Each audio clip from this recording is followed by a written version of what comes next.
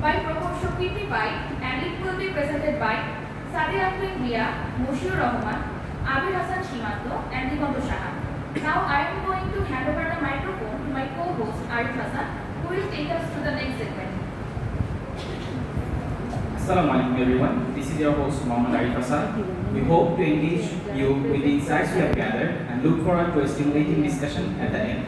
Without further ado, let us commence with our presentation.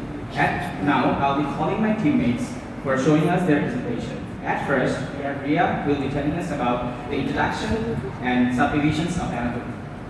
দাও হাততালি দাও তোমরা বোঝা যাচ্ছে ওরা যে প্রথম না তো আচ্ছা মেয়েটার লুকে রাখো উপস্থাপিকা Good afternoon everyone, this is Sadia Afrin Ria. At first I'd like to pay immense gratitude to our honorable teachers for giving us the opportunity to present before you. Today the topic of my presentation is Introduction and Subdivisions of Anatomy. So our first question is, what is anatomy? Anatomy is the science which deals with the structure and function of our body.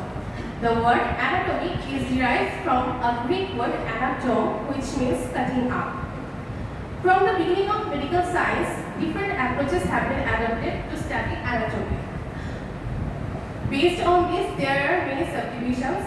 Our first subdivision is gross anatomy. Gross anatomy is also known as macroscopic or cadaveric anatomy.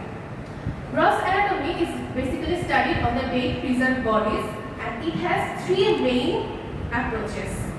Number 1, regional anatomy. Number 2, systemic anatomy. And number 3, clinical anatomy. So, now what are these three, regional, systemic and clinical anatomy? Let me tell you about it. In regional anatomy, the body is studied in 6 parts: head, neck, thorax, abdomen, superior extremity and inferior extremity.